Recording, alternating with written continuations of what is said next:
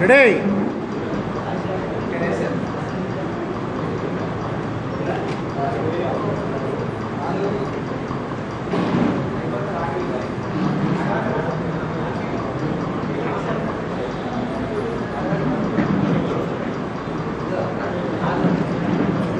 Okay sir.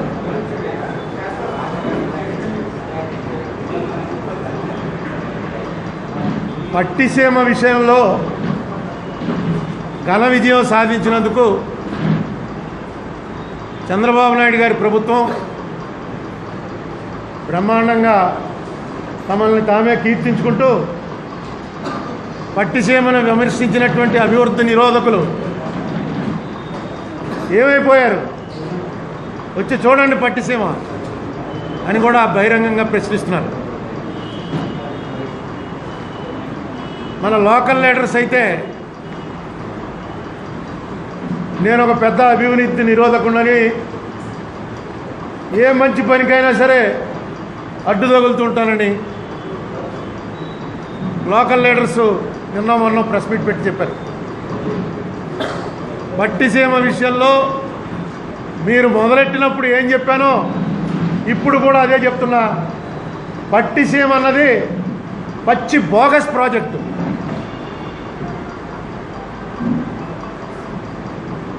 ఎనభై TMC నీరు గోదావరిలోంచి సముద్రంలోకి పోయే టైంలో కృష్ణా డెల్టాలోకి మళ్లించి కృష్ణా పంటల్ని కాపాడుతాం అని ఏదైతే వాళ్ళు చెప్పారో, ఏదైతే ఇప్పుడు జరుగుతోందని చెప్తున్నారో అంత పచ్చి అబద్ధం. ఇది గవర్నమెంట్కి సంబంధించినటువంటి వెబ్సైటు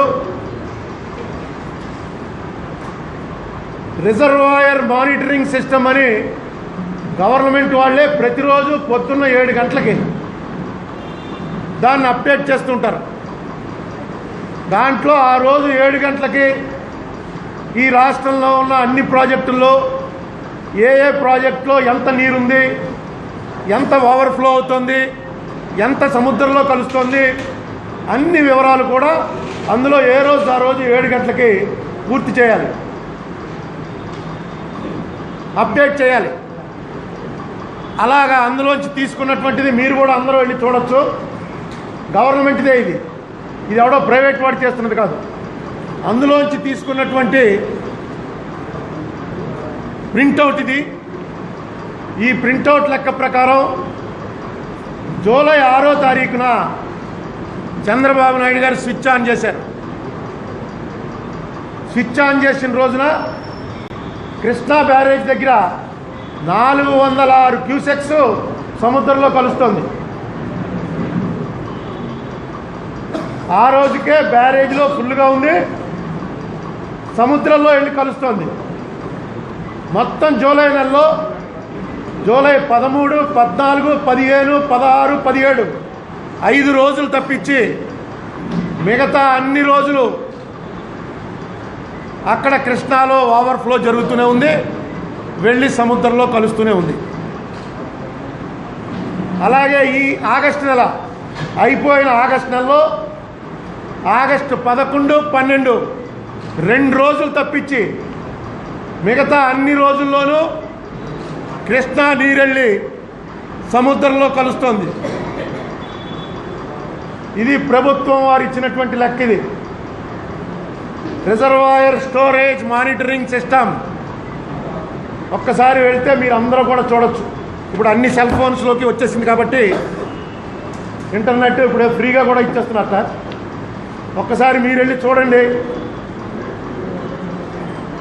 నిన్న మొన్న మంత్రి గారు చెప్తారు, ఒకవేళ కృష్ణాలో నీళ్ళు ఎక్కువ ఉంటే ఈ రైట్ కెనాల్లోంచి పంపులు పెట్టి వెస్ట్ గోదావరిలో ఉన్నటువంటి పొలాలకి నీళ్ళు ఇస్తారట.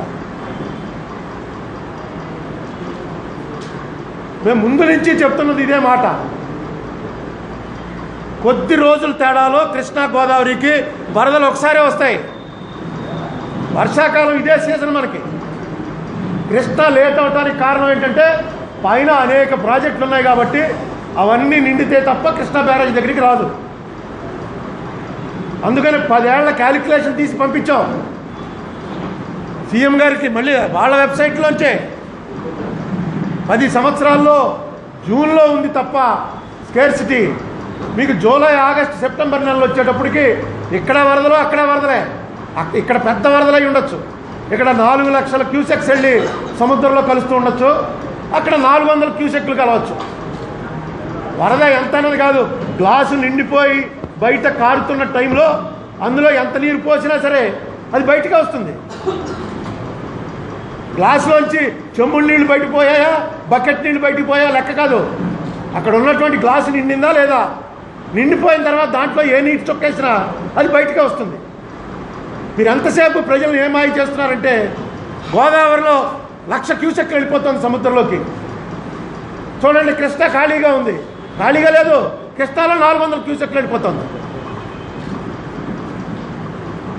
ఒక్క జూన్ నెలకే మీరు జూన్ నెలలో ఇక్కడ ఫ్లడ్ వచ్చినప్పుడు, ఒకవేళ జూన్లో కనుక గోదావరికి ఫ్లడ్ వచ్చి ఆ సమయంలో కృష్ణాలో నీళ్ళు లేకపోతే తొందరగా ఓడ్చడం కోసం గోదావరి నీళ్ళు కృష్ణలోకి తీసుకెళ్ళడానికి ప్రయత్నం చేస్తున్నామంటే దానికి 80 టీఎంసీ అవసరం లేదు, 1,600 కోట్ల రూపాయలు అవసరం లేదు, దాని కెపాసిటీయే వేరు. ఇదే మాట మేము ముందు నుంచి చెప్తున్నాం.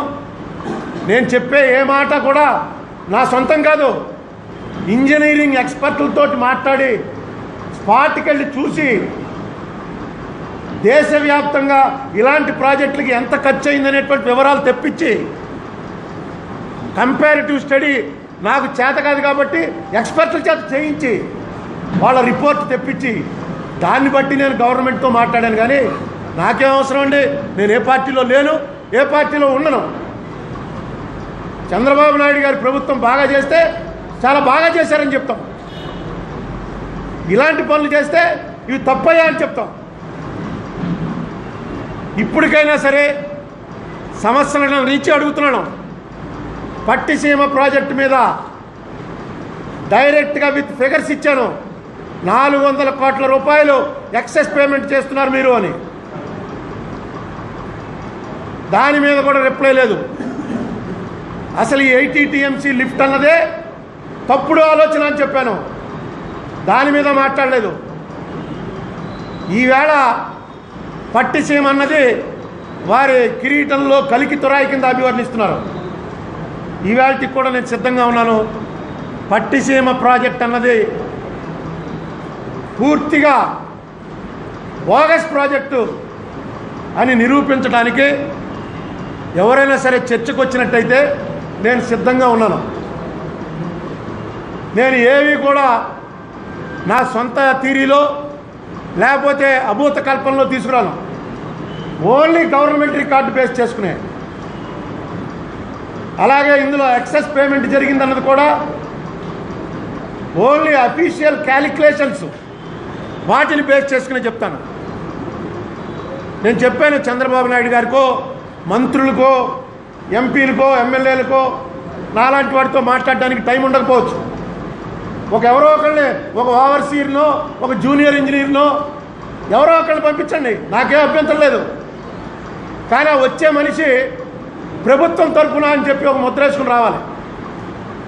నేను ప్రభుత్వం తరఫున మాట్లాడతాను అని ఎవరు వచ్చినా సరే, ఒకవేళ నా క్యాలిక్యులేషన్స్ తప్పయ్యాయనుకోండి, నాకేం అభ్యంతరం లేదు, నేను ఒప్పుకుంటాను నా తప్పు, నేను మిస్లీడ్ అయ్యాను, నా వల్ల పొరపాటు జరిగింది అని ఒప్పుకోవడానికి నాకేం అభ్యంతరం లేదు. నేను ఎందుకు ఇంత ధైర్యంగా ధీమాగా పిలుస్తున్నానంటే నేను చూపించిన ప్రతి ఒక్కటి కూడా ప్రభుత్వ వెబ్సైట్లోంచి తీసిందే తప్ప నా సొంత ఊహాగానం ఒక్కటి కూడా లేదు. కాబట్టి ఇది పట్టిసీమ మీద, ఎందుకంటే ఈవేళ పట్టిసీమకి చాలా రెలవెన్సీ ఉన్న రోజు ఈవేళ. ఏ రాజశేఖర రెడ్డి గారైతే పోలవరం పూర్తి చేయటమే పోలవరం కాదు, అది ఆంధ్ర ప్రజలకి భగవంతుడి వరం. అది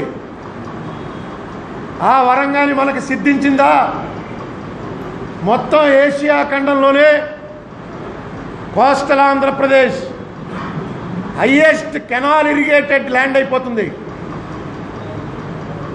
కృష్ణ నీరు ఏదైతే వస్తుందో మనకి, ఆ నీరు మొత్తం రాయలసీమని సస్యశ్యామలం చేయొచ్చు, తెలంగాణని సస్యశ్యామలం చేయొచ్చు.